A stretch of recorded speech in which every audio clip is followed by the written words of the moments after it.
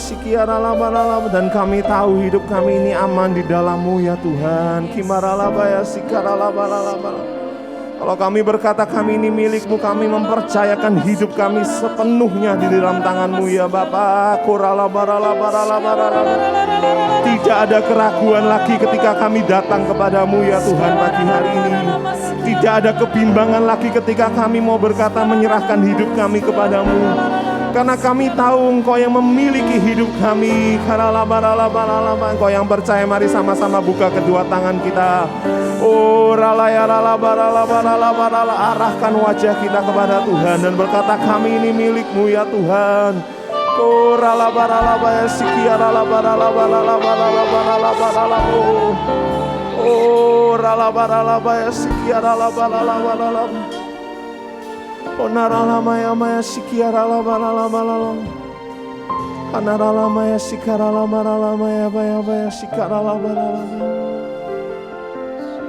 biar percaya kami bukan cuma sekedar dari mulut Tuhan, tetapi melalui kehidupan kami benar-benar kami mempercayakan hidup kami ini Tuhan.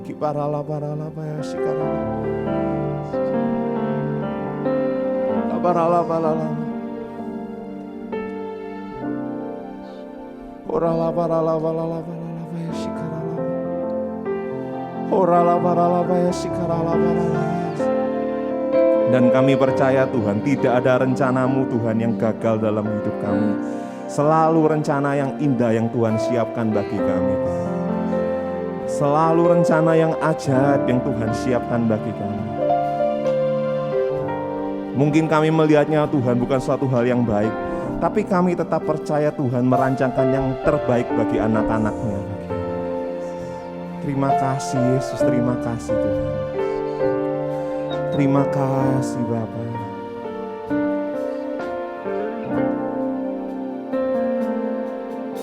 Hidupku dalam tangan-Mu, oh Yesus. Setiap langkah Kau tetapkan bagiku.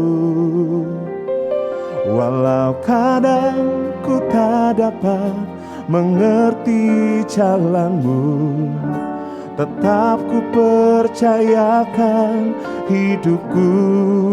Katakan, aku ini hamba-Mu, sebab aku ini hamba-Mu, oh Yesus. Jadilah padaku seturut firman-Mu. Engkau Tuhan yang selalu menggenapi janji-Mu. Rancangan-Mu terbaik bagiku. Yesus, ku percaya. Yesus, sungguh ku percaya. Rencana-Mu yang ajaib terjadi di dalamku. Yesus, sungguh ku percaya. Katakan, Yesus, Yesus, ku percaya. Yesus, sungguh ku percaya. Rencana-Mu yang ajaib terjadi di dalamku. Yesus, sungguh ku yang percaya lambaikan tangan, katakan, Yesus, ku percaya. Yesus, sungguh ku percaya. Rencana-Mu yang ajaib terjadi di dalamku. Yesus, sungguh ku percaya. Mari sama-sama kita bangkit berdiri, angkat tangan kita yang percaya. Yesus adalah kota bentengku. Oh, Dia yang memberikan segala keselamatan. Bagi Dia orang yang diurapinya. Orang yang hina percaya, katakan, oh yeah. Orang yang miskin Dia pun angkat. Oh, Dia Allah yang adil dalam percaya, katakan selalu setia. Selalu setia akan kami percaya, katakan Yesus rela kaya jadi miskin, agar kita semua jadi kaya. Allah Bapa perkaya kami dengan Roh-Nya, agar nyata bahwa kami, mari jangan ada yang ketinggalan, lambaikan tangan. Yesus rela kaya jadi miskin, agar kita, katakan semua, jadi kaya. Allah Bapa perkaya kami dengan, agar apa saudara? Bahwa kami anak Allah. Tangan tepuk tangan, katakan Yesus rela.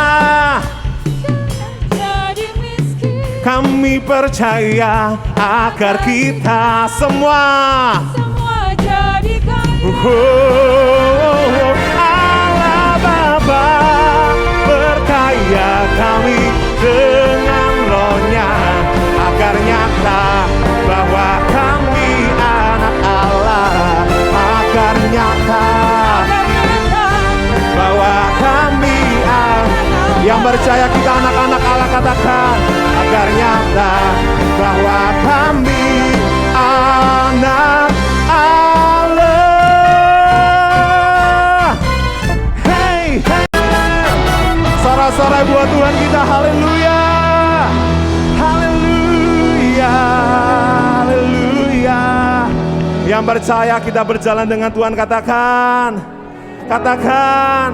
Sorak-sorai sekali lagi buat Tuhan kita, haleluya. Silakan duduk Bapak Ibu Saudara.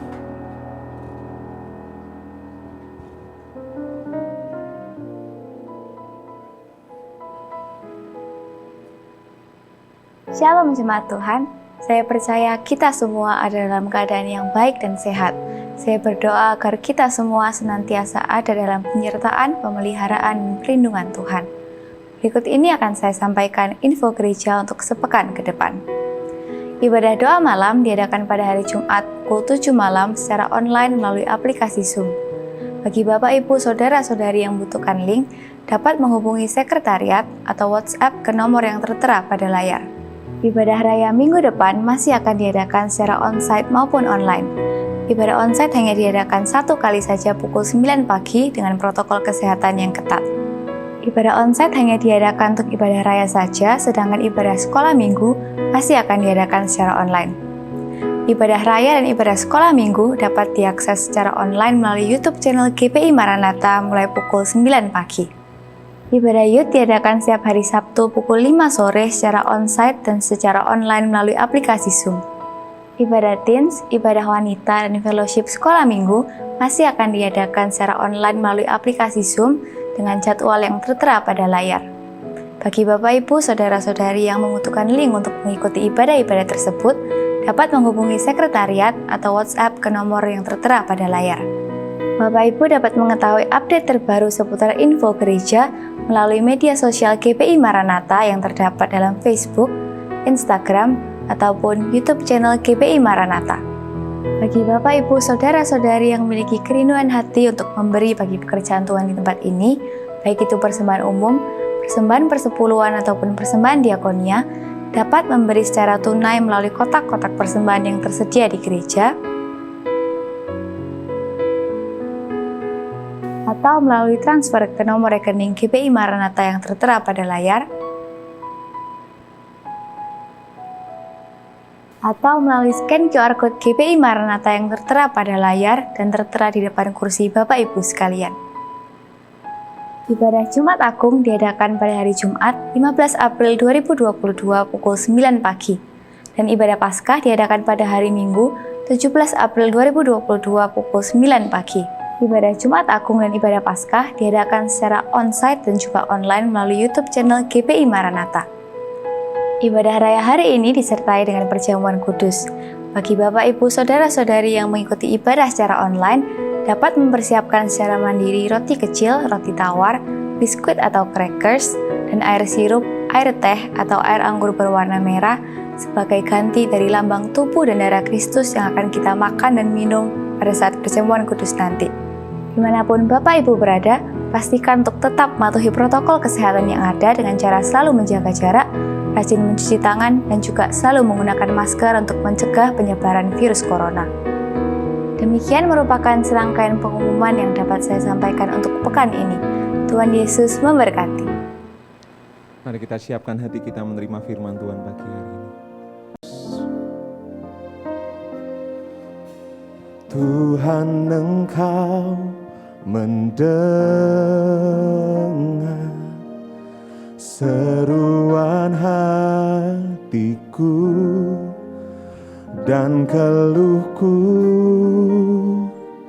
tak tersembunyi bagimu.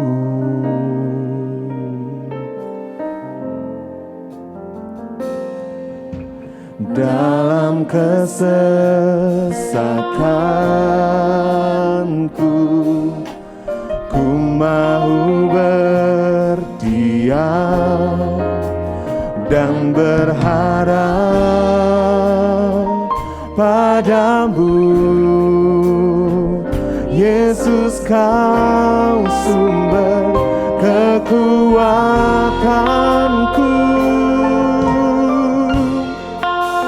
Sebab aku ini milik-Mu, aku di dalam hati-Mu, kasih setiamu yang menghidupkan aku.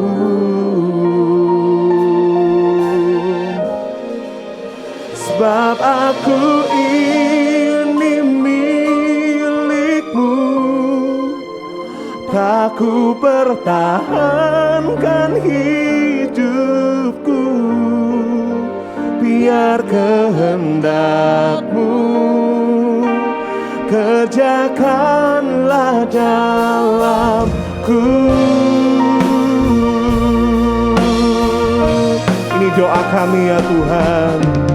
Tuhan, Engkau mendengar seruan hatiku dan keluhku tak tersembunyi bagimu. Dalam kesesakan, dalam kesesakanku, ku mau berdiam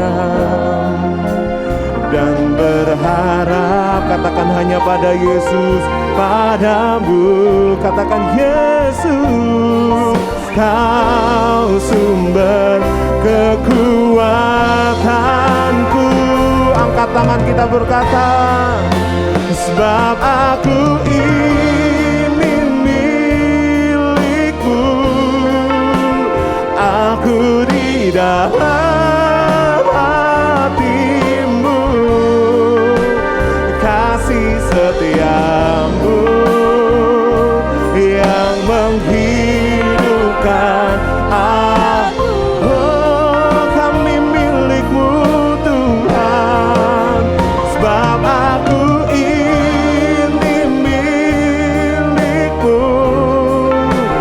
aku bertahankan hidupku, biar kehendak-Mu kerjakanlah. Dan mari sama-sama bangkit berdiri, katakan aku milik-Mu, sebab aku ini milik-Mu,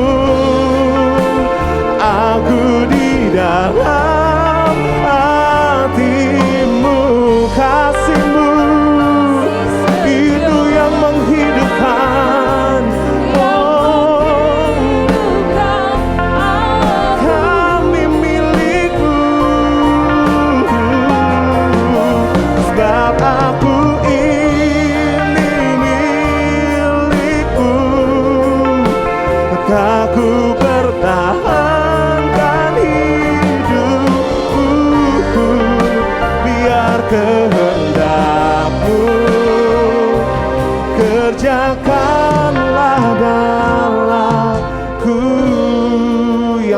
percaya kita ini milik Tuhan. Mari sama-sama kita angkat tangan. Sejenak kita mau merenungkan Bapak Ibu Saudara. Kalau kita berkata kami ini milik-Mu ya Tuhan, berarti apapun yang terjadi dalam hidup ini karena memang Tuhan yang berdaulat. Dan kita tidak mau memaksakan kehendak kita lagi. Biar Tuhan yang memiliki hidup ini, Tuhan yang menetapkan yang terbaik dalam hidup ini. Ampuni Tuhan kalau kami seringkali marah, kecewa Tuhan, ketika apa yang kami ingini tidak terjadi dalam hidup ini. Padahal kami berkata kami milik-Mu, tetapi kami lebih memaksakan kehendak kami. Biar pagi hari ini kami benar-benar berkata kami milik-Mu, biar rencana Tuhan saja yang terjadi dalam hidup kami, bukan rencana kami. Kami percaya ini Tuhan, dan kami merelakan hidup kami ini untuk-Mu Tuhan. Mari Engkau yang mau, mari sama-sama angkat tangan kita tinggi di hadapannya. Angkat wajah kita dan berkata pada Tuhan pagi hari ini. Sebab aku ini milik-Mu, kami dalam hati-Mu, dalam hati-Mu. Kasih kita hidup sampai hari ini karena kasih setia Tuhan. Oleh karena itu kami mau berkata kami ini milik-Mu. Sebab aku ini milik-Mu, tak ku pertahankan hidupku, biar kehendak kerjakanlah dalamku. Lebih lagi kita mau berkata pada Tuhan, sebab aku ini milik-Mu, aku di dalam hati-Mu. Oh kasih setiamu hidupkan aku.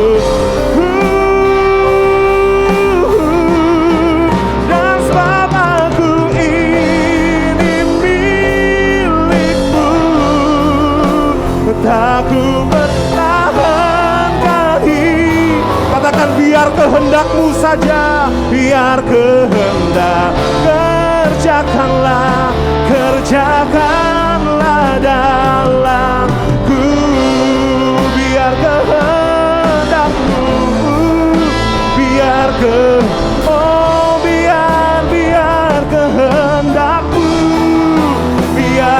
sekali lagi katakan biar kehendak-Mu Tuhan, biar kehendak-Mu kerjakanlah dalamku.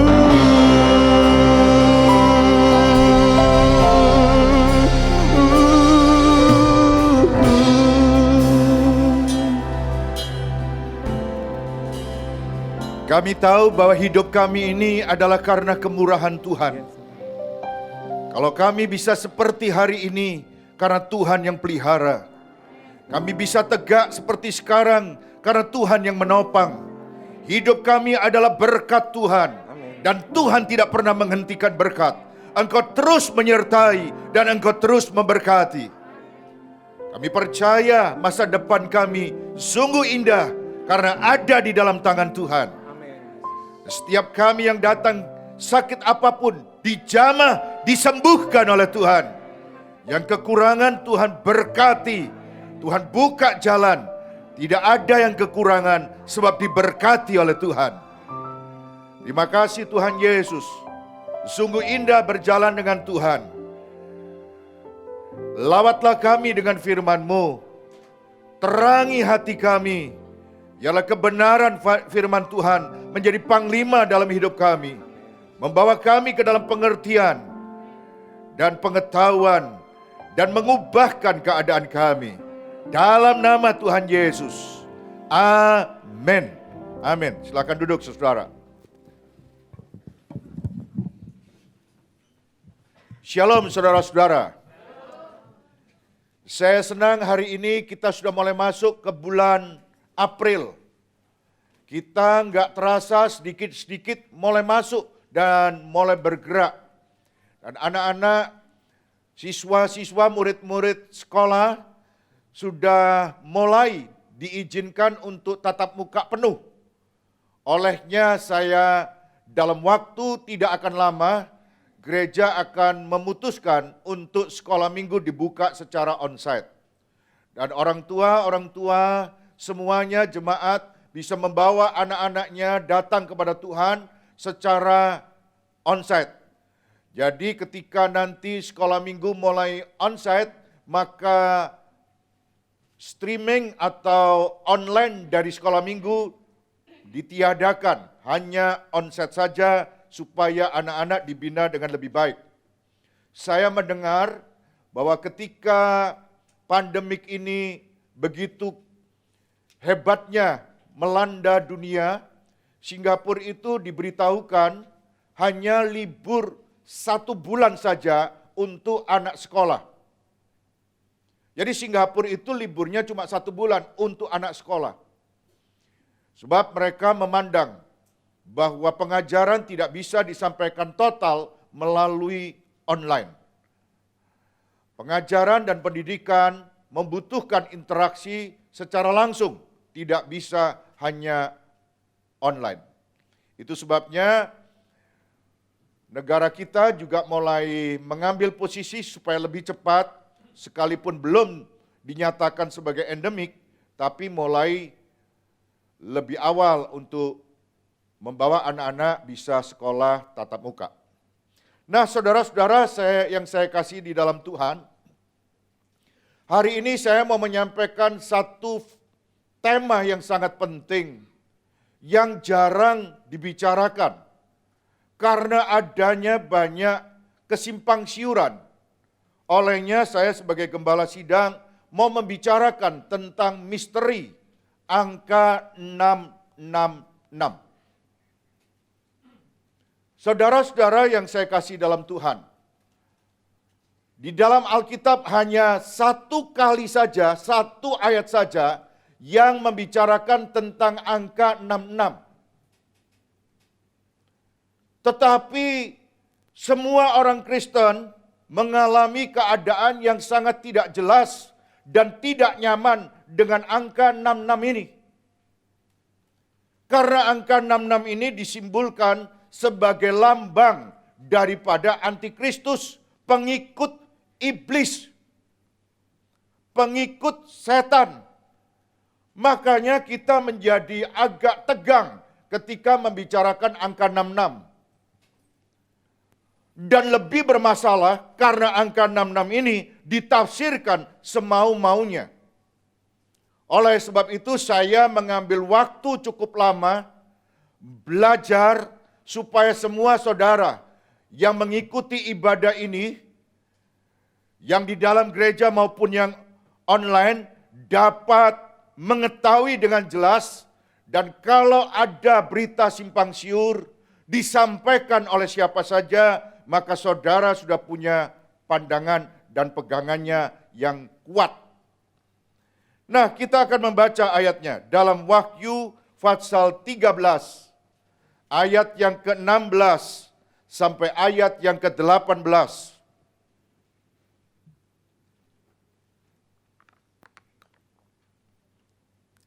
Mari kita baca bersama-sama dengan bersuara.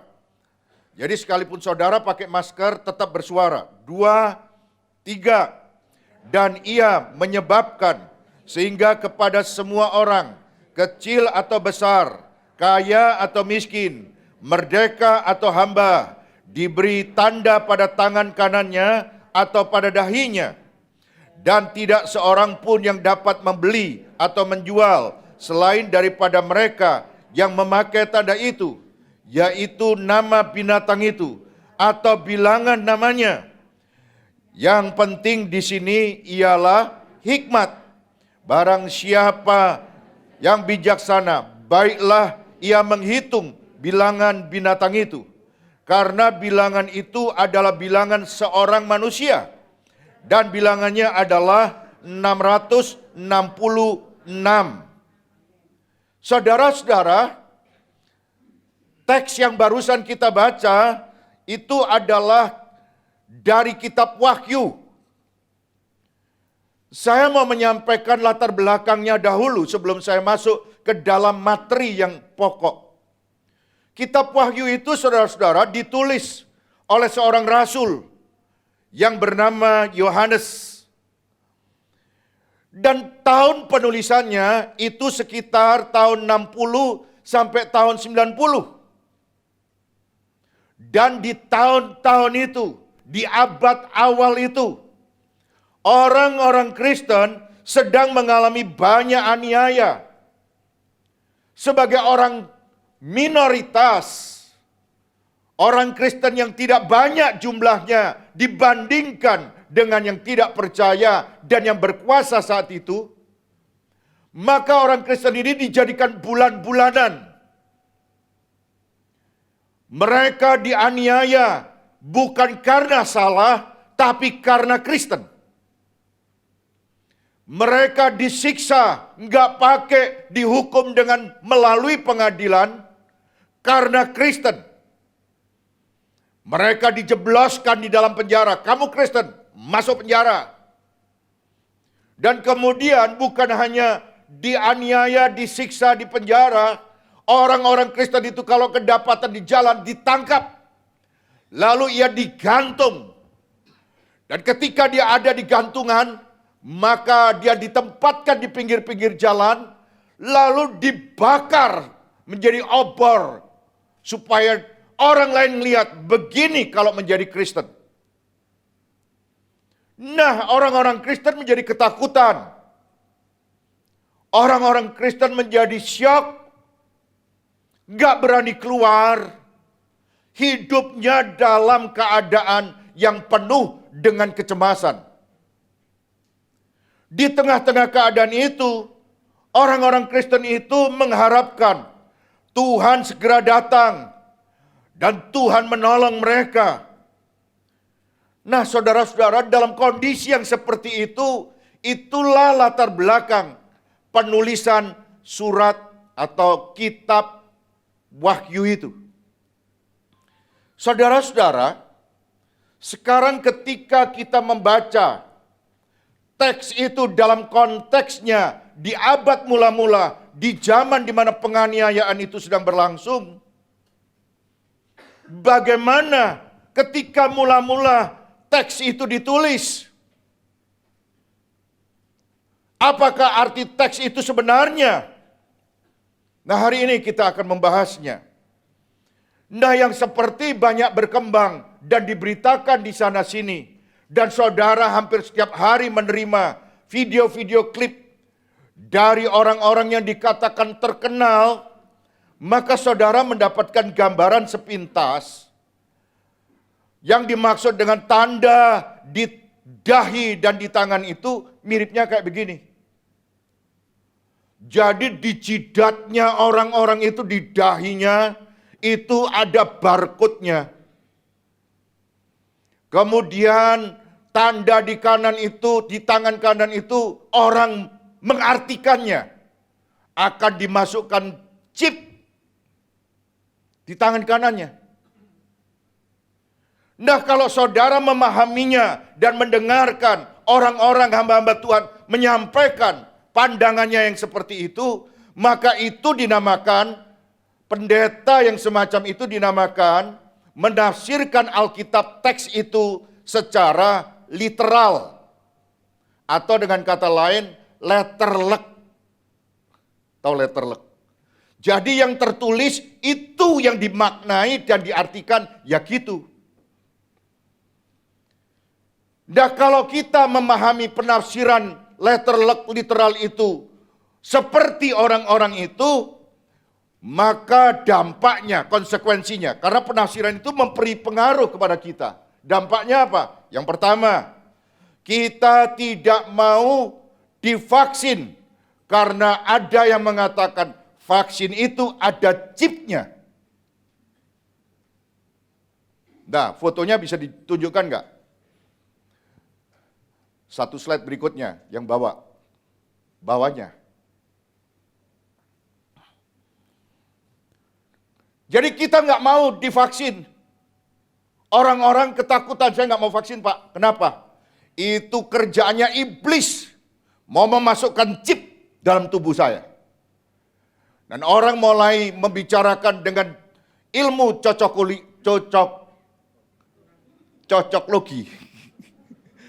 Cocokilogi. Nah, gimana? Corona 1, 2, 3, 4, 5, 6. Berarti 6, Pak. C artinya angka 3. A, B, C. Gitu. Nah, setelah dijumlah 66. Kalau dijejer 666. Berarti kalau saudara percaya yang modelnya penafsiran seperti ini, saudara itu menggunakan ilmu cocoklogi gitu. Dicocok-cocokkan biar klop 666. Tuh. Jadi saudara-saudara, orang-orang yang tidak mau menggunakan vaksin dan divaksin, itu karena mempercayai dalam vaksin itu nanti dimasukkan chip. Dan itu berarti saudara mempercayai tafsiran yang disebut dengan literal atau letterlek.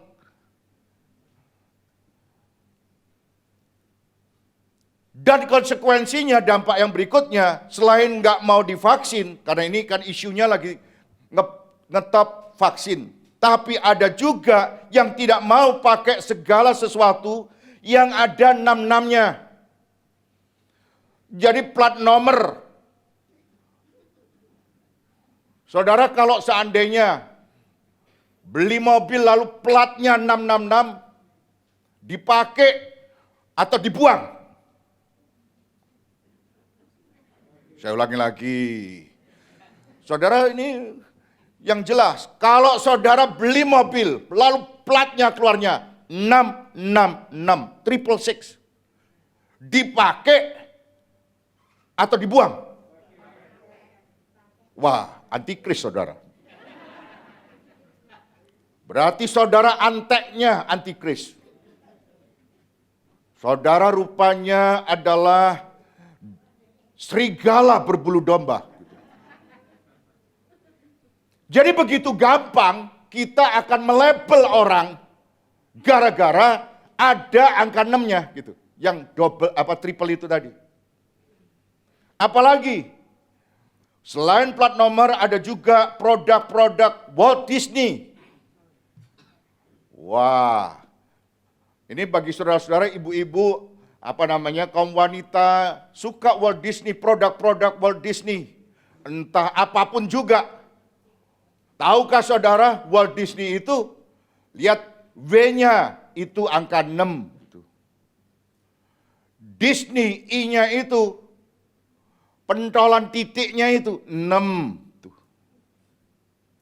Y-nya itu 6. Jadi sebetulnya Walt Disney itu adalah anteknya antikris di zaman modern ini. Jadi saudara-saudara ketika ngajak anak-anak, lalu kemudian anak-anak mau beli barang, lalu ada barcode-nya, lalu ada tulisannya Walt Disney. Kita akan bilang, jangan, kamu nanti jadi antikris. Saudara-saudara, bagaimana mungkin hanya gara-gara punya boneka Walt Disney, Mickey Mouse dan sebagainya, tiba-tiba kita menjadi antikris. Tapi itu terjadi kalau kita percaya tafsiran literal. Jadi 66 diartikan 66 gitu. Ini 666 Pak. Kita tuh jangan masak bodoh, nanti bisa masuk neraka. Nah, isu tentang masuk neraka sudah saya bahas minggu lalu. Tapi sekarang saya mau membicarakan tentang isu 66 ini. Apalagi, nah kalau kita sudah nggak mulai sangat sensitif terhadap 666 itu, maka segala sesuatu yang 66 kita sebut antikris. Celakanya waktu kita belanja, makan di restoran, lalu habisnya 666.000. Waduh, ini restoran benar-benar anteknya antikris nih. Lalu saudara keluar muntah-muntah. Saya nggak mau dimasuki masakannya antikris. Nanti ada kenajisan dalam tubuh saya. Nah, saudara-saudara, yang ketiga, kita menjadi paranoia terhadap angka 66. Bukankah selama ini ada pandangan bahwa barcode itu adalah antikris? Wah, ini kita sudah mulai masuk zaman antikris, Pak. Akhir zaman. Kenapa? Semua pakai barcode, komputer. Lihat itu, Pak. Itu artinya 666, Pak. Jangan pakai beli, belanja apapun juga yang ada barcode-nya, Pak. Sebab itu lambangnya setan. Kita nanti adalah miliknya setan. Nah, kalau saudara memahami selama ini pandangan seperti itu, maka saya pandang maklum karena saudara memahaminya secara literal. Dan bahkan yang lebih sadis lagi, katanya paus itu adalah antikris. Itu jelmaannya iblis, Pak, paus, Pak. Jahat enggak? Kenapa? Karena paus, Pak, bilangnya begini. Ini apa? 6. Coba begini. Itu lambangnya Illuminati, Pak. 666, 666, Pak. Jadi paus pun disasar sebagai antikris. Sekarang saya mau tanya sama saudara. Kalau saudara mengalami paranoia seperti itu, seandainya saya berjalan di satu tempat, kemudian gak ada angin, gak ada hujan, tiba-tiba ada segerombolan orang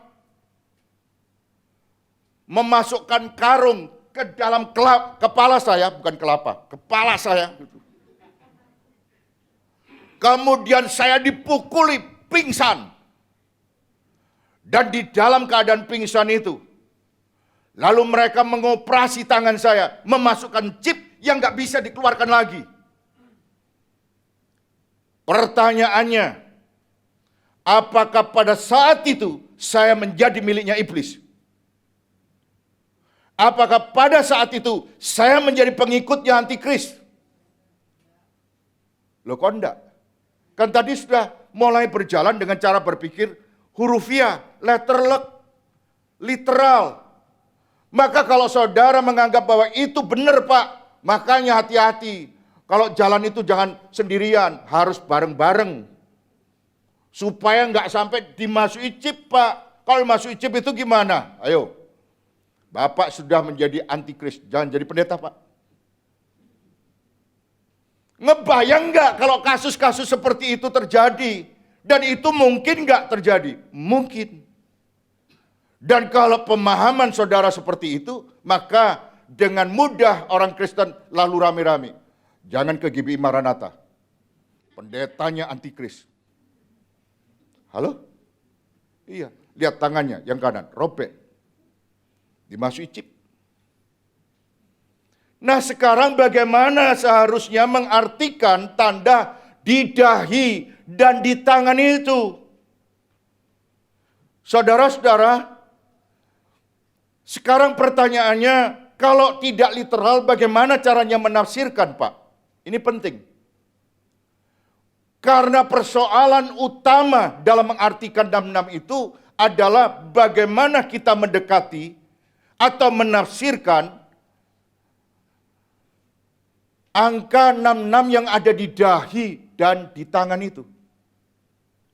Saya mau semua saudara, tidak ada yang terkecuali, kalau sudah mendengarkan firman Tuhan ini, saudara harus paham dan memberikan pengertian kepada yang lain. Nah, ketika firman Tuhan pertama kali tidak disampaikan kepada orang Kristen abad 20, tapi disampaikan kepada orang-orang Kristen yang ketakutan, orang-orang Yahudi. Nah, orang-orang Yahudi bagaimana caranya memahami? Mereka itu tidak asing dengan tanda di tangan dan tanda di dahi. Sebab sebelum abad pertama itu, telah ada di zaman Musa, teks yang berbicara tentang tanda di dahi dan tanda di tangan. Di mana Pak? Kita baca di dalam Ulangan pasal 6 ayat 4 sampai 8. Saudara pulangnya telat dikit gak apa-apa nih. Iya, sekalipun pulang agak terlambat tapi jangan tidur di gereja. Memang yang paling enak itu dingin, liar-liar terus fly. Karena terlalu lama tidak ibadah. Ulangan 6 ayat 4 sampai 8. Saya tidak mau ini nanti karena nggak cukup waktunya lalu dilanjutkan minggu depan. Enggak, saya mau tuntas hari ini. Ulangan 6 ayat 4 sampai 8. Mari kita baca lagi supaya saudara paham. 2, 3.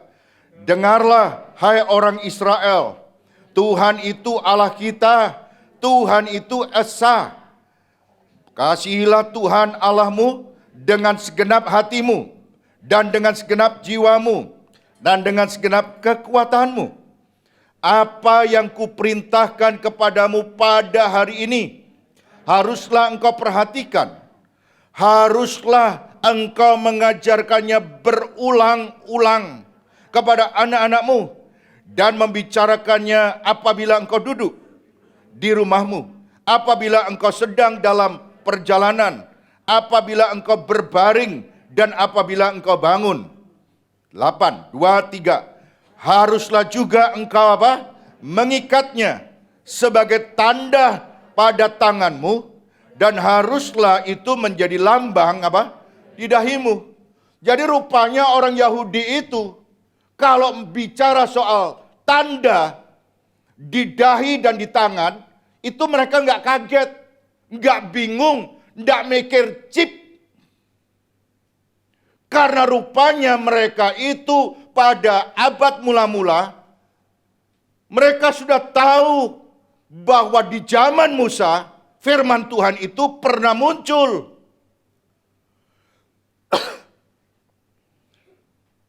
Membicarakan tentang tanda di tangan dan tanda di dahi. Nah, kalau saudara satu hari nanti pergi bersama-sama saya ke Israel, lalu kemudian, ini bagi saudara yang belum pernah ya, saya cerita aja. Kalau saudara nanti ke Israel, ada orang-orang Yahudi yang sebagian kecil mengartikan tanda di tangan dan di dahi itu, yaitu ajaran firman Tuhan, perintah Tuhan itu suruh taruh di tangan dan di dahi, itu benar-benar dilakukan secara hurufiah. Tapi yang mayoritas tidak memahaminya secara literal. Hanya sebagian kecil saja yang menganggap itu pengertiannya literal. Di tangan beneran harus ada firman, di tangan beneran harus ada ajaran yang diletakkan di kepala, di dahinya. Jadi kalau nanti suatu hari saudara ke Israel, barengan ya, nabung dulu. Nah, bentuknya kayak begini. Namanya yang di dahi dan di tangan itu teflin. Tefilin.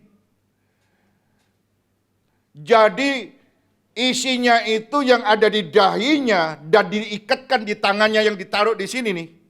Itu adalah tulisan ayat kitab suci atau khususnya kitab Taurat yang dimasukkan dalam kotak itu lalu diikatkan di dahinya, di jidatnya itu.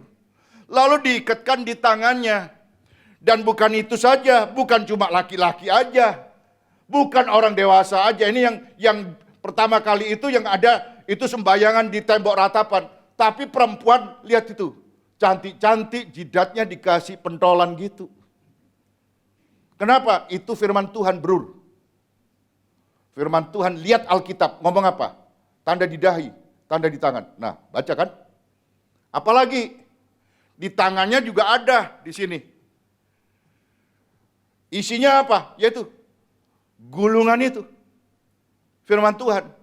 Bukan cuma dewasa laki-laki, tapi dewasa perempuan. Anak-anak semuanya pakai. Kalau yang mengikuti aliran literal. Tapi benarkah Tuhan itu menginginkan orang cuma pakai di dahinya, firman Tuhan itu ditempel di dahi, dan ditempelkan, diikatkan di tangan. Oh no. Saudara-saudara, firman Tuhan kan bilang tadi, dengarlah, Allah itu Esa, Allah itu Tuhan kita. Perintahnya apa? Selain memberitahu bahwa Tuhan itu Esa, tapi kita juga diberitahu untuk mengasihi Tuhan dengan segenap hati. Kalau percaya Yesus itu jangan separuh, seprapat, apalagi cuma setugel. Harus dengan segenap hati. Jangan setengah-setengah. Harus dengan segenap jiwa. Suka nggak suka yang namanya jiwa, itu kan ada perasaan suka, ada perasaan senang, ada perasaan nggak suka, ada yang namanya bad mood. Nah, mau bad mood atau good mood, saudara harus mencintai Tuhan. Jangan karena hidup tidak enak, lalu kita tidak cinta Tuhan. Kasih Tuhan itu perintah.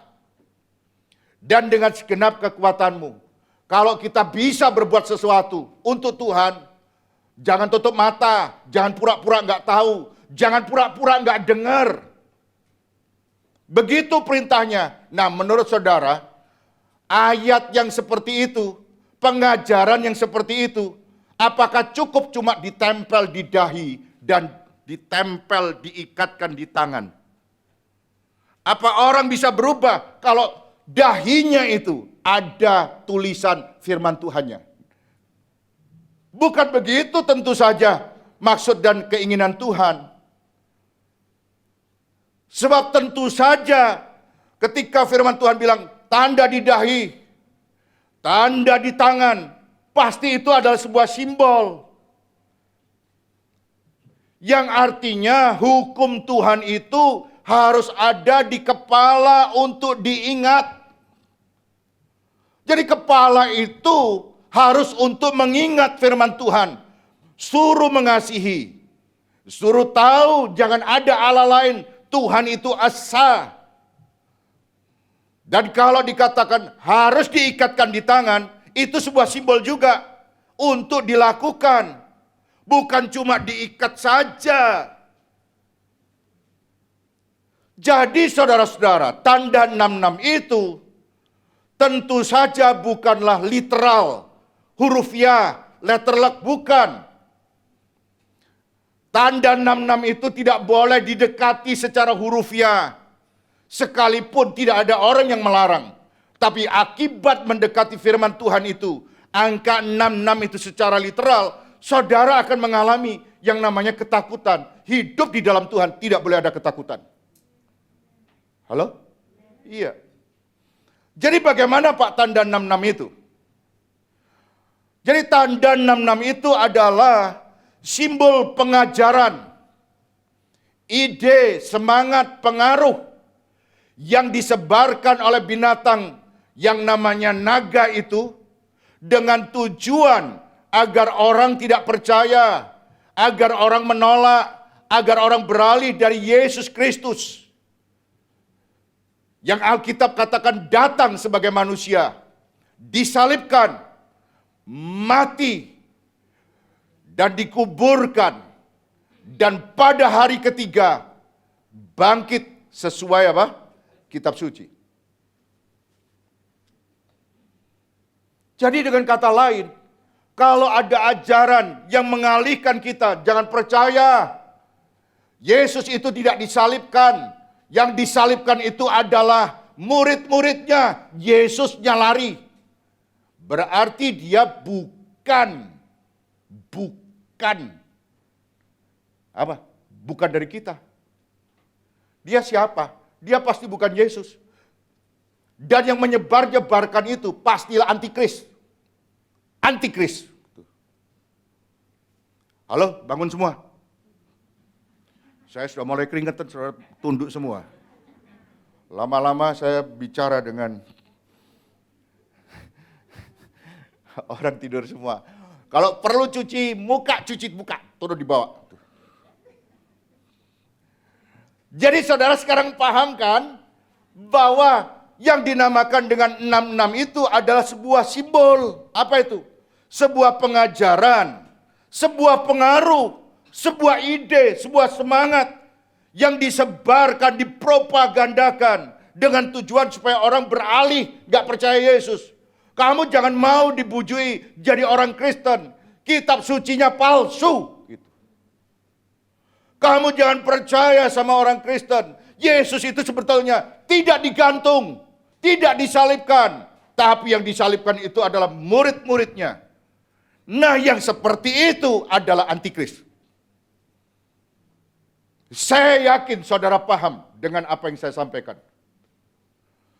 Jadi antikris itu suatu ajaran yang dihembus-hembuskan, dipropagandakan supaya orang nggak percaya Yesus, gitu.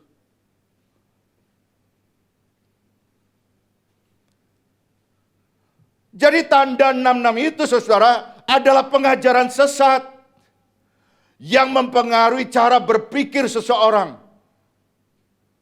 Mana ada Yesus berkata bahwa dia adalah Tuhan minta disembah. Tunjukkan ayatnya. Ajaran itu memberikan pengaruh supaya orang tidak percaya Yesus. Dialah antikris. Mempengaruhi cara berpikir di dahi. Dan pengajaran sesat yang mempengaruhi cara orang bertindak. Tidak usah ke gereja. Yesus itu di sorga. Yang di gereja itu cuma pendeta, tahu. Yesus itu sudah mati, bro. Jadi pengaruh itu dihembuskan. Pengaruh itu diberikan. Supaya orang tidak beribadah, supaya orang tidak menyembah kepada Tuhan, supaya orang tidak percaya Tuhan. Dihembus-hembuskan, dikabarkan, disiarkan, sehingga orang tidak percaya Yesus. Sekarang saudara, kalau saya tadi sudah bicara tentang tanda di dahi dan di tangan, bahwa itu adalah simbol yang memberikan pengaruh kepada pikiran, cara berpikir, dan pengaruh di tangan untuk orang bertindak, tidak lagi seperti yang Tuhan katakan, gak apa-apa pulang lebih dulu, belum doa berkat, gak apa-apa, minggu depan ada doanya lagi.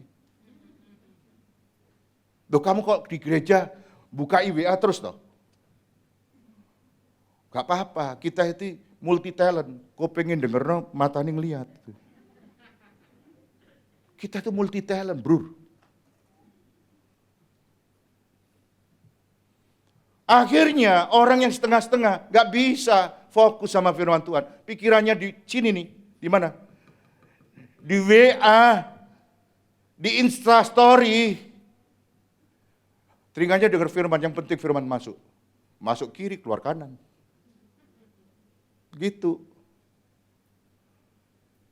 Jadi apa artinya angka 66 sekarang, Pak? Kalau tadi dahi dan tangan kanan sudah dijawab.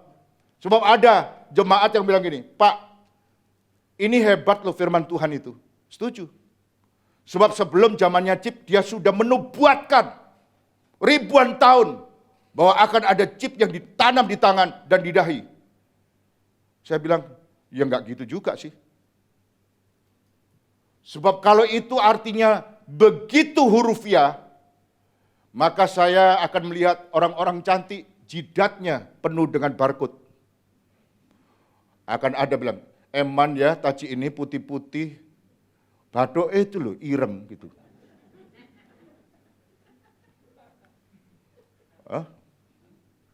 Eman ya ibu ini, mbak ini, ayu-ayu. Tangannya ada chipnya, gak mulus lagi tangannya. Coba, saudara-saudara membayangkan model kayak begitu kah di zaman antikris? Rasa-rasanya loh, setan itu cek hempennya gitu, bodoh on. Sebab mana ada orang cantik, orang ganteng, orang kaya, mau jidatnya, dahinya ditempeli, tempelan, gitu. Nyos gitu. Mana ada. Oh jangan main-main Pak, kalau setan bekerja. Apa? Tidak ada satupun yang bisa melawan. Nah itu anteknya setan yang ngomong gitu. Sebab dia lebih memuji-muji setan daripada Tuhan. Hah? Betul nggak? Kalau saudara pada jatuh pada pandangan itu, maka saudara sedang mendewa-dewakan atau mengagung-agungkan setan daripada Tuhan. Jangan macam-macam loh Pak, setan itu bahaya. Kalau bisa jangan diusir, Bapak Noai. Nanti setannya bisa lompat. Jadi dianggap setan itu pakai ilmu ginkang dan iwekang gitu. Lompat-lompat. Kita bukannya mengagungkan Tuhan Yesus, Tuhan Allah, tapi mengagungkan yang gitu-gitu tuh. Dan orang Kristen bilang, heeh loh, heeh gitu. Berapa banyak orang yang memuja-muja bahwa setan ada di mana-mana. Misalnya, kalau kencing itu jangan di pohon. Mesti permisi dulu kalau mau kencing, permisi. Saya nggak ganggu, cuma kencing tok. Saudara ngomong sama siapa? Orang Indonesia itu kalau ketemu pohon selalu dikencingi. Tuh. Mirip dengan doki gitu. Ya toh? Beda dengan orang India. Kalau orang India ngeliat pohon, itu diputeri, nyanyi-nyanyi tulisan gitu. Kalau orang Indonesia, dipermisi terus dikencingi gitu. Iya. Nanti kalau lewat jalan-jalan khusus, ya Pak kita kan ya Pak, pokoknya percaya Yesus Pak. Cuma lewat sini mesti ngomong permisi Pak. Permisi ambil siapa? Loh ini ada yang jaga Pak. Loh kalau nggak dipermisi, nanti ada apa-apa Pak. Pas ambeien, pas ududen, macam-macam. Nah itu ya saudara itu mesti dicuci. Mikirnya ini bukan Alkitabiah. Itu penuh dengan klenik. Tuh. Oh ini mesti 1000 harinya. Kenapa kok mesti ada 1000-nya? Kalau 999 boleh nggak? Kalau 1001 boleh nggak? Oh ya kalau mati 1000 hari Pak. Kita ini mesti ngikuti adatnya siapa? Nanti kalau sudah mau ngubur gitu, mesti ada aja yang melepas merpati, buang semangka. Lalu kita bilang ini adat Pak, kita percayanya sama Yesus. Semangkanya, ya tadi disuruh Pak. Siapa yang nyuruh? Peti mati. Ya peti matinya ditegor. Sudah taruh di sini aja, nanti tak suruh makan anak-anak. Gitu. Kalau saudara dikasih burung dara, sudah bilang aja. Sudah taruh sini aja burung dara nih. Nanti tak suruh restoran suruh. Iya gitu. Saudara terlalu banyak mengikuti adat. Dan saya paling gak suka, orang kalau mau kawin nih, yang laki sama yang perempuan, disuruh jalan mundur. Lihat, saya tuh bilang nek kesandung pas geblak itu loh, terus mikir tah. Oh enggak Pak, enggak. Loh, itu gunanya apa jalan mundur itu?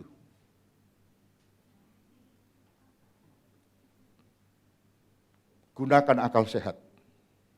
Dan kalau saya bilang, ini adat Pak, adat. Local wisdom. Whatever lah lu gitu. Pokoknya yang kayak begini bukan Alkitabiah. Nanti tahun baru Imlek wajib telur sama miswa. Kadang-kadang siapa yang mewajibkan? Wajib ini. Dan gak makan ini.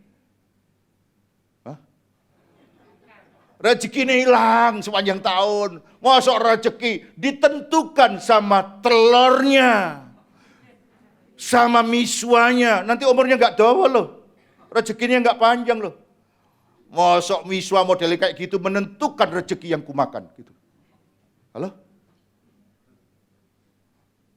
Gunakan akal sehat. Halo? Saudara mantu itu artinya, ini pendetanya mulai gak kena apa gitu. Yang jelas loh. Ya. Lalu apa artinya angka 66 Pak? Mari saya ajak saudara membaca ayatnya. Ini sudah habis masa waktu saya khotbah. Terus ya? Hah? Soalnya ini kalau diputus sayang. Saudara pulang dengan firman separuh. Kalau diterusno pulangi suwe. Gitu. Ya. Wahyu 13 ayat 18. Wahyu 13 ayat 18. Yang penting di sini adalah apa? Hikmat. Jadi jangan, yang namanya hikmat ini bukan kepinteran. Yang penting di sini adalah hikmat, bukan pinter-pinteran. Gitu. Barang siapa yang bijaksana, katanya. Baiklah yang menghitung bilangan binatang itu. Karena bilangan itu adalah bilangan seorang apa? Manusia. Dan bilangannya ialah apa? 666. Hikmat yang dimaksud dalam konteks ini bukan kepinteran, tapi kepekaan rohani untuk melihat tanda 66 itu. Jadi tidak ada yang namanya pinter-pinteran. Pendeta ini lebih pinter. Bukan. Ini hikmat, kepekaan terhadap angka 66 itu. Orang itu diajari untuk bijaksana. Nah, saya mau mengajak saudara melihat bahasa aslinya. Bisa keluar nggak bahasa aslinya? Nah, itu yang tertulis di atas itu yang melungker-melungker gak karuan itu. Itu semuanya adalah abjad huruf Yunani. Yang ada tulisannya A itu A, yang ada modelnya kayak N itu sebetulnya P. Artinya apokalipsi. Lalu ada I, ada omeganya itu artinya Yohanes. Jadi Wahyu Yohanes 13 ayat 18. Versinya, karena bahasa Yunani itu banyak versinya, TR 1894. Nah, daripada saya baca dan menjelaskan melungker-melungker yang banyak, dan pulang dengan hati yang mangkel, saya cuma mau ngomong, angka 666 itu dalam bahasa aslinya cuma 3 huruf. Tuh, yang tulisannya merah tadi loh. Nah, sekarang saya ajak saudara lihat. Jadi angkanya bukan 666, bukan. Tulisannya 3 yang berbeda. Lihat nih. Bukan 3 yang sama. Bukan 3 huruf yang sama. Katanya suruh lihat. Memperhatikan angkanya itu. Maka kalau saudara perhatikan angkanya itu bukan yang saya tulis merah itu. Hurufnya kan tidak sama, bukan? Nah, tidak sama itu bacanya apa? Bacanya adalah Hi, Si, Sigma. Jadi merah pertama namanya ya Hi gitu. Lalu apa? Si. Kalau saudara belajar fisika atau matematika ini sudah makanan sehari-hari. Makanya ketika saya belajar bahasa Yunani di dalam teologia itu jauh lebih gampang terima karena sejak SMA sudah sering berhubungan dengan hal ini. Nah itu Pak Sigma kok modelnya melengker gini? Iya, kalau dia huruf terakhir, itu bukan begini. Apalagi huruf kecil, modelnya begini. Nah, saya terus terang ya, bukan bohong. Bukan juga pamer. Ini bahasa Yunani saya di Amerika, nilai saya semuanya A. Ya, jangan ngomong orang lain lah. Jadi yang ngajar bule nilainya A, yang orang bulenya saja dapat C. Sudah, apa katanya?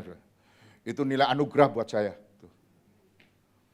Nah saudara-saudara, kembali lagi, tolong. Itu 3 huruf yang berbeda, kalau dibaca, itu artinya Kristus. Hi, Si, Sigma, itu kalau dibaca secara jelas namanya Kristus. Jadi apa artinya Pak? Itu artinya suatu pengajaran pengaruh yang menyerupai, yang mirip ajaran Kristus, tetapi yang bukan dari Tuhan. Jadi saudara harusnya memahami itu bukan 66 huruf biasa, tapi suatu ajaran sesat yang hampir menyerupai katanya dari Tuhan, katanya dari Kristus, ajarannya Tuhan Yesus, tetapi bukan ajaran dari Kristus. Yang kedua, artinya apa 66 itu, Pak? Sekarang arti kedua. 66 itu terdiri dari 6. 6 itu angka manusia. Angka ketidaksempurnaan itu 6. 7 itu angkanya Tuhan, angka kesempurnaan. Jadi kalau dalam menafsir, saudara akan ketemu, 6 itu angka manusia, gak sempurna. 7 itu angkanya Tuhan. Ini artinya kalau 6-nya di triple, artinya adalah mereka ini ingin seperti Kristus, tapi tidak dapat menyamai Tuhan Yesus Kristus. Jadi mentok sampai 6 aja, nggak bisa 7. Jadi kalau begitu apa Pak angka 66 itu? Kalau saya sebagai jemaat Maranatha harus memahami gimana Pak? Nih saya kasih tahu. Jadi jelas 66 itu bukanlah benda. 66 itu bukan chip. 66 itu bukan barcode. Jadi kalau nanti saudara berangkat jalan-jalan sama saya ke luar negeri misalnya, Pak, kita sudah lama bosan di Indonesia, Pak jalan-jalan, nah pasti saya kan dijak gitu kan. Saudara jangan paranoia, setiap kali saya melihat ada barang yang bagus gitu, jangan Pak, ada barcode-nya Pak. Ujung-ujungnya nggak mau beliin gitu aja gitu. Jadi ini bukan benda, bukan cap, bukan chip, bukan cap chip, dan bukan barcode. Lalu apa Pak?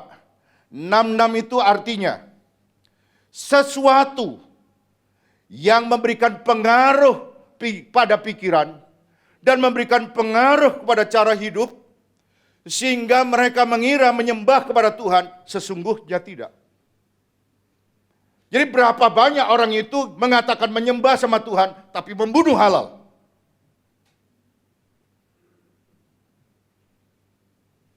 Bagaimana orang mengatakan, saya menyembah Tuhan, tapi darahmu halal bagiku. Gitu. Karena kamu tidak menyembah Tuhan. Jadi sejak tadi saya khotbah, saudara kira-kira sudah tahu ajaran apa yang dinamakan ajaran antikris itu. Jadi saudara tuh jangan ngelihat nanti ada naga muter-muter dari Cina gitu terus nyaplok-nyaplok, makan-makan orang. Enggak. Itu adalah ajaran yang memberikan pengaruh pada pikiran, cara hidup manusia. Yang mengatakan mereka menyembah kepada Tuhan. Tapi sesungguhnya tidak pernah menyembah Tuhan.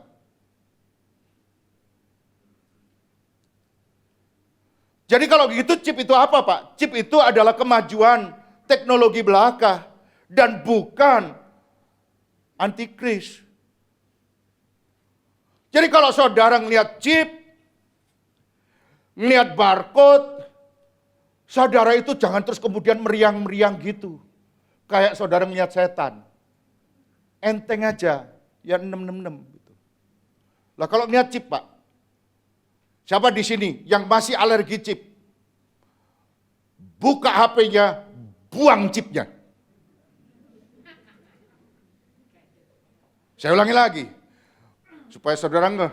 Saudara yang takut 66 itu dengan pengertian chip, maka sekarang mulai hari ini buka HP-nya, apa? Buang chipnya, isi dengan lontong.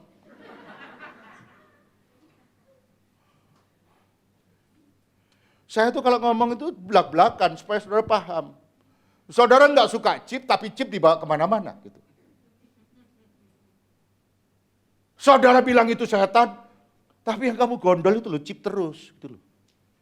Jadi kalau gitu apa? Chip itu kemajuan teknologi, bukan antikris. Dan sekarang kemajuan teknologi itu bukan cuma HP, chip dimasukkan HP.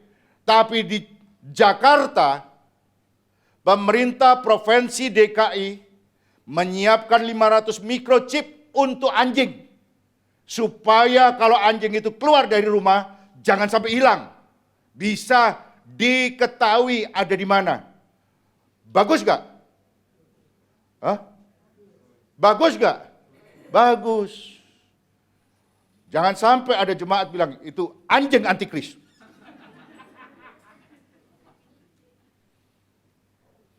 Nah, sekarang di Eropa mulai dikembangkan. Chip itu dalam bentuk perangkat lunak yang bisa ditanam di tangan. Gunanya apa? Kalau nanti saya mau masuk pintu, nggak usah sulit-sulit lagi. Karena dengan ditempelkan tangan, pintunya buka. Lalu kemudian, kalau saya mau ada perlu apa-apa, waduh saya punya utang nih sama jemaat. Dibayar nggak? Bayar. Nggak usah bingung. Pencet tangannya, transfer.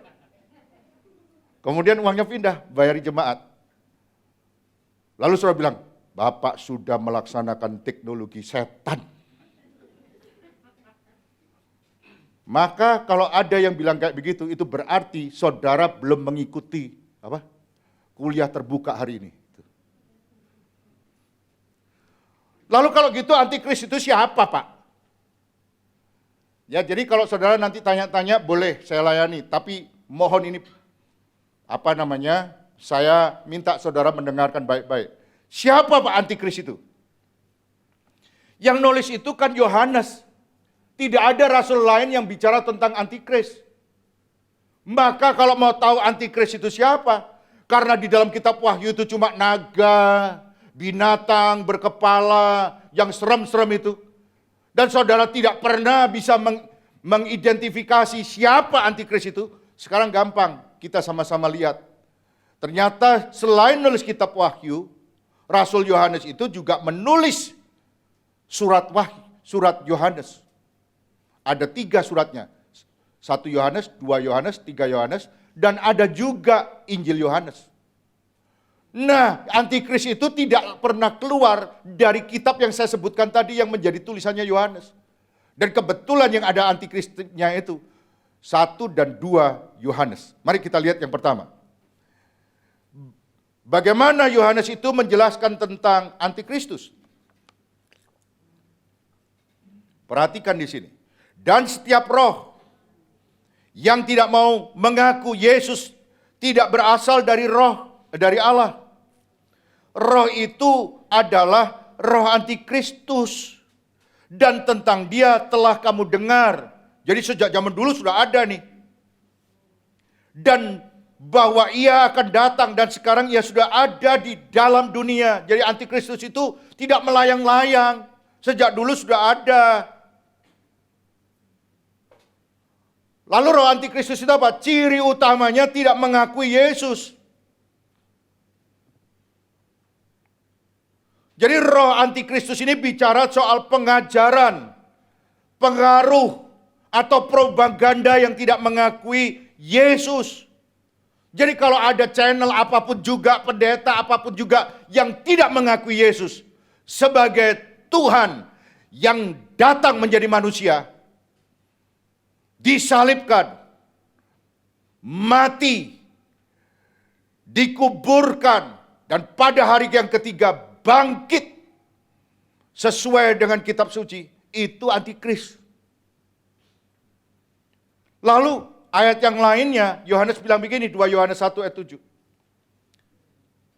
Sebab banyak penyesat telah muncul dan pergi ke seluruh dunia, yang tidak mengaku bahwa Yesus Kristus telah datang sebagai manusia. Itu adalah si penyesat dan antikristus. Jadi yang kedua, antikristus itu juga disebut sebagai penyesat. Kitab sucinya orang Kristen itu bukan cuma salah, palsu, sesat nih. Jangan percaya sama Yesus. Yesus itu manusia. Sesat. Siapa yang sering ngomong kayak begitu? Siapa yang sering mengajarkan itu selama saudara mendengarkan di dunia ini? 1 Yohanes 2 ayat 18 sampai 19. Ini yang bagian lainnya. Anak-anakku, waktu ini adalah waktu yang terakhir. Dan seperti yang kamu telah dengar, seorang antikristus akan datang. Sekarang telah bangkit banyak antikristus. Itulah tandanya bahwa waktu ini benar-benar adalah waktu yang terakhir. 19. Mereka memang berasal dari antara kita, tetapi mereka tidak sungguh-sungguh termasuk pada kita. Sebab jika mereka sungguh-sungguh termasuk pada kita, niscaya mereka akan tetap bersama-sama dengan kita. Tetapi hal itu terjadi supaya menjadi nyata bahwa tidak semua mereka sungguh-sungguh termasuk pada kita.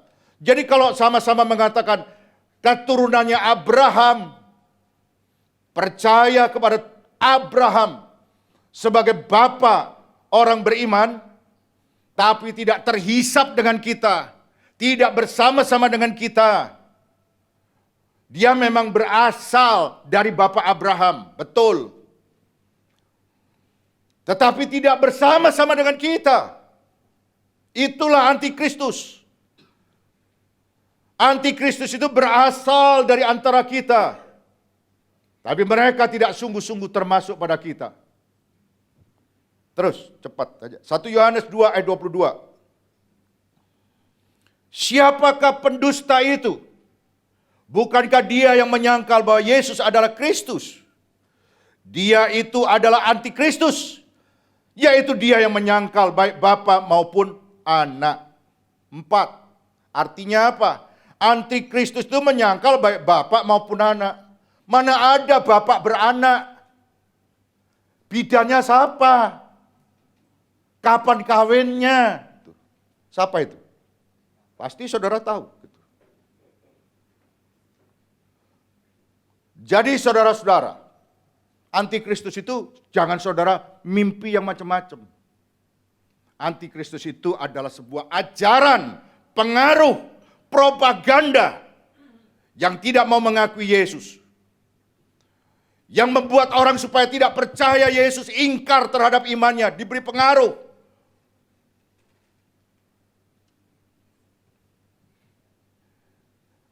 Jadi saudara-saudara, kita sekarang sudah tahu nih, mulai dari tanda di dahi dan di tangan, mulai dari angka 66, dari antikristus itu sebenarnya siapa?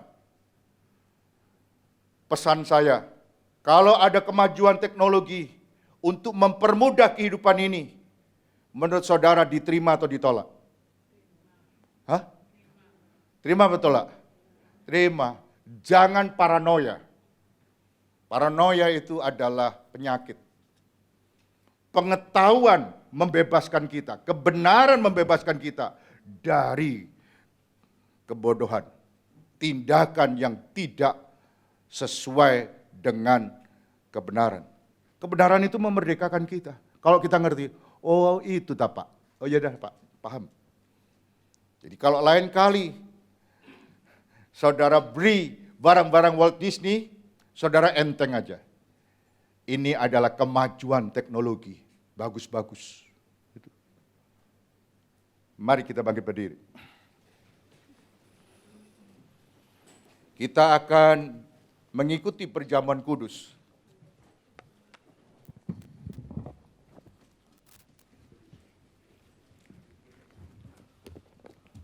Saya minta saudara mempersiapkan semua perjamuan kudusnya. Pastikan bahwa saudara tidak mengalami kesulitan ketika membuka. Olehnya saudara pastikan buka dulu rotinya.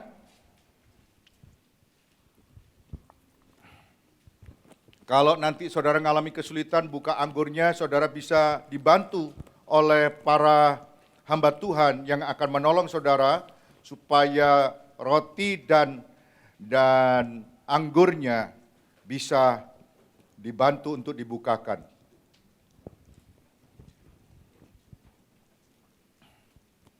Kalau sudah ketemu, kita sama-sama bangkit berdiri. Menyanyi satu lagu.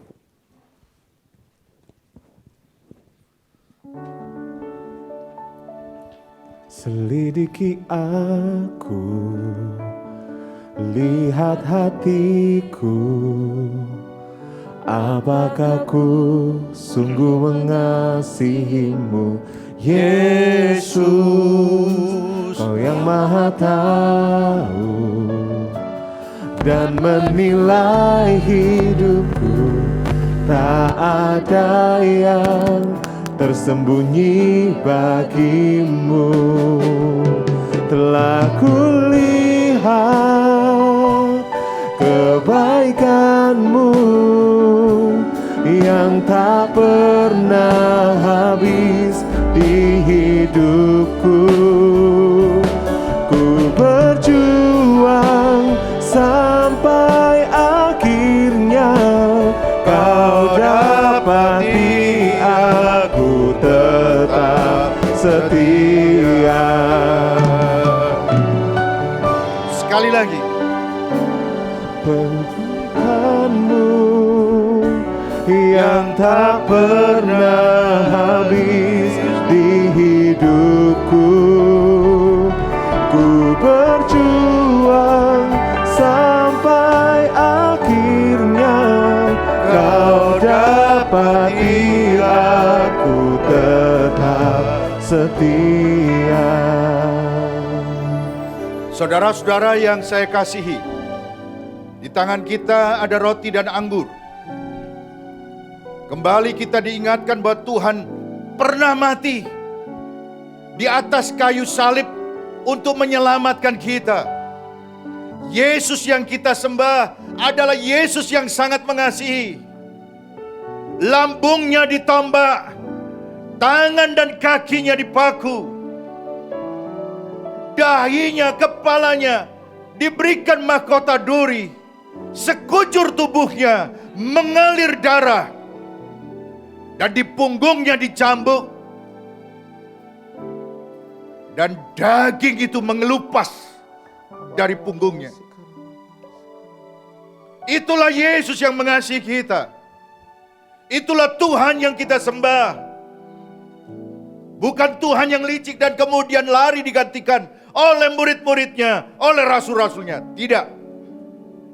Tuhan yang kita sembah adalah Tuhan yang sangat mengasihi. Amin. Rela mati, rela disalibkan, rela memberikan segalanya buat kita. Engkau adalah orang yang beruntung. Sebab anugerah itu tercurah buat kita. Jemaat yang dikasihi Tuhan, mari kita angkat roti ini melebihi kepala kita. Tuhan Yesus berkata, ini tubuhku yang diserahkan bagi kamu.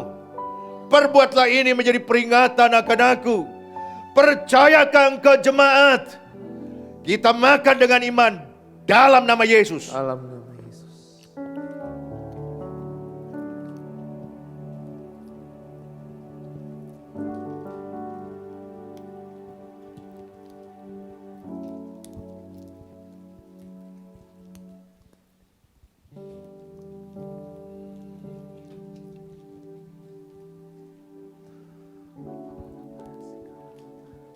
Terima kasih Tuhan Yesus. Kita angkat cawan anggur ini melebihi kepala kita. Kita mendengar darahnya bercucuran sekujur tubuhnya. Kita mendengar darah Tuhan menyucikan. Dan hari ini kita mengangkat cawan itu. Tuhan Yesus sendiri yang berkata, cawan ini adalah perjanjian baru yang dimeteraikan oleh darahku. Perbuatlah ini setiap kali kamu meminumnya menjadi peringatan akan aku. Siapa di antara saudara yang percaya? Mari kita minum dengan iman. Sebab darahnya tercurah bagi kita. Dalam nama Yesus. Semua yang percaya sama-sama katakan, amin.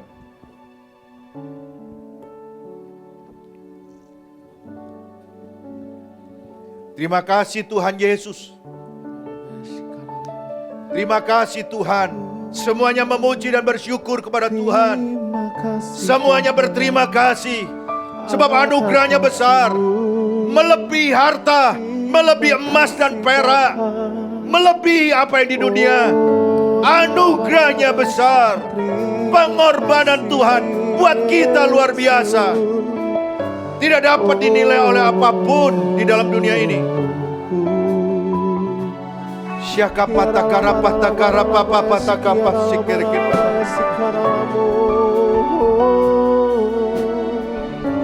Haleluya. Terima kasih Tuhan.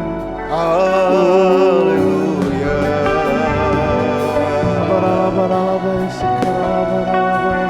Haleluya.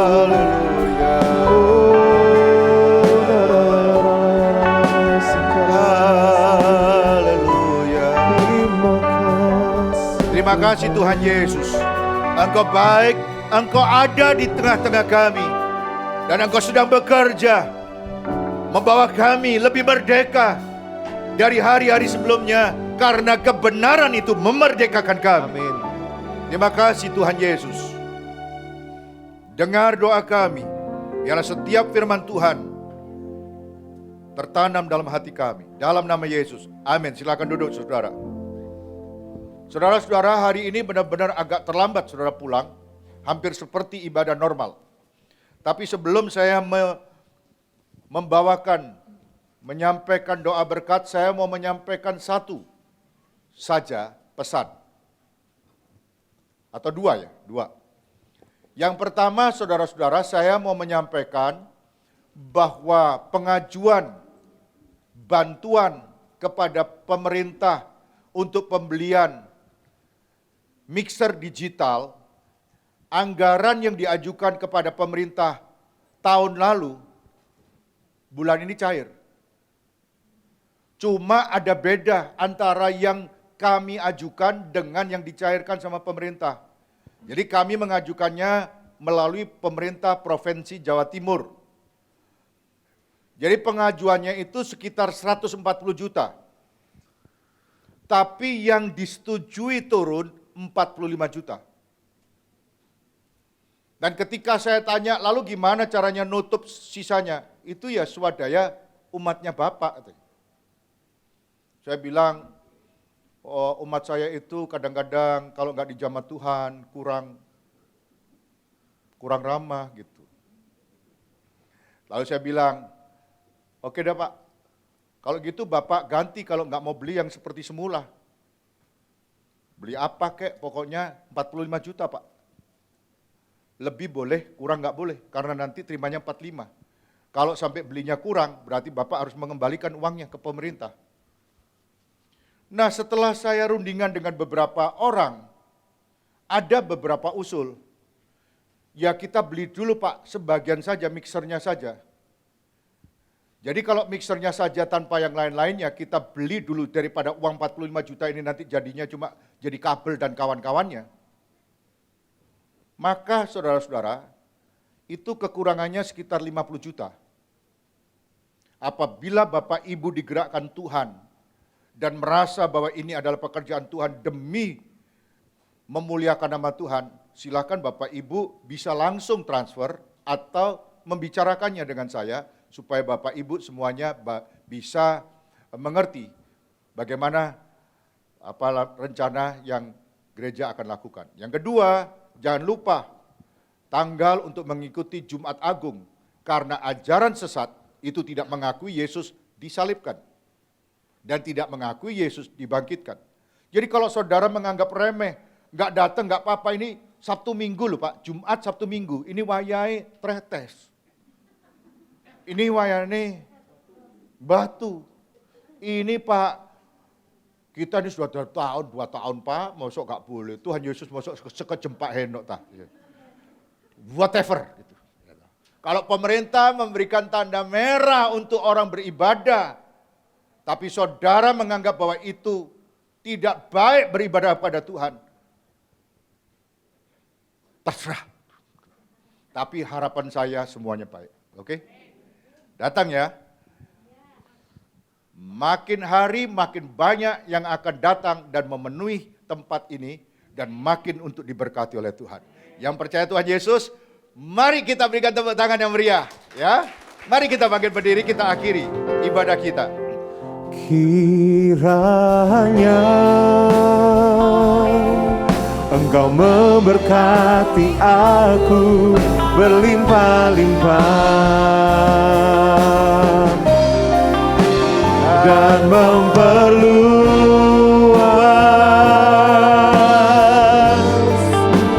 daerahku,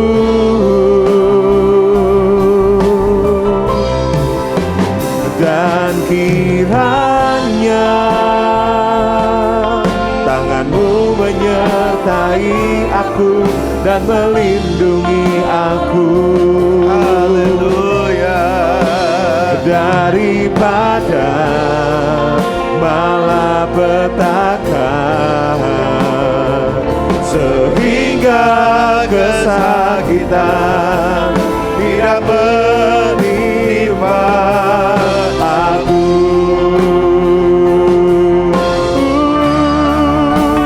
Kiranya Engkau memberkati aku berlimpah-limpah dan memperluas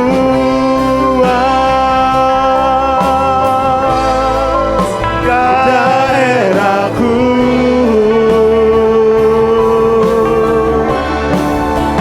dan kiranya Semua menyanyi, semua mengangkat tangan, percaya bahwa Allah ada di tengah-tengah kita. Dia akan memberkati, akan mencurahkan pertolongan atas kita. Malapetaka, sehingga kesakitan tidak menimpa aku. Sehingga kesakitan tidak menimpa aku, sehingga kesakitan tidak menimpa aku. Dalam nama Tuhan Yesus, diberkati hidup saudara, diberkati keluargamu, diberkati kesehatanmu. Engkau sehat panjang umur. Diberkati pekerjaanmu. Apa yang kau kerjakan dibuat Tuhan berhasil. Diberkati masa depanmu. Doamu, kerinduan dan cita-citamu didengar, dikabulkan Tuhan Yesus. Allah sumber damai sejahtera melimpahkan kemurahan dan anugerahnya melimpah-limpah dalam hidup saudara. Mulai hari ini sampai selama-lamanya, dalam nama Bapa, Putra, dan Roh Kudus. Semua yang percaya sama-sama katakan amin. Tuhan Yesus memberkati. Selamat hari Minggu.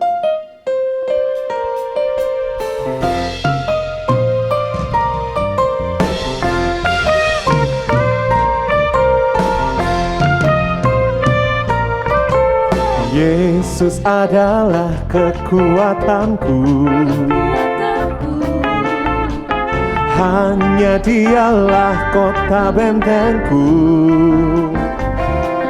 Dia yang memberikan segala keselamatan, bagi dia orang yang diurapinya.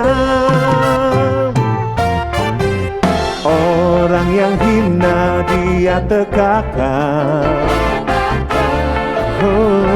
orang yang miskin dia pun angkat. Oh, Dia Allah yang adil dalam perbuatannya, selalu setia akan janjinya. Yesus rela kaya jadi miskin, agar kita semua jadi kaya. Allah Bapa perkaya kami dengan Roh-Nya, agar nyata bahwa kami anak Allah. Yesus rela kaya jadi miskin, oh agar kita semua jadi kaya. Allah Bapa perkaya kami dengan Roh-Nya, agar nyata bahwa kami anak Allah. Oh, rela kaya jadi miskin, oh, agar kita semua jadi kaya. Oh Allah Bapa, perkaya kami dengan rohnya, agar nyata bahwa kami anak Allah. Agar nyata bahwa kami anak Allah. Agar nyata bahwa kami anak Allah.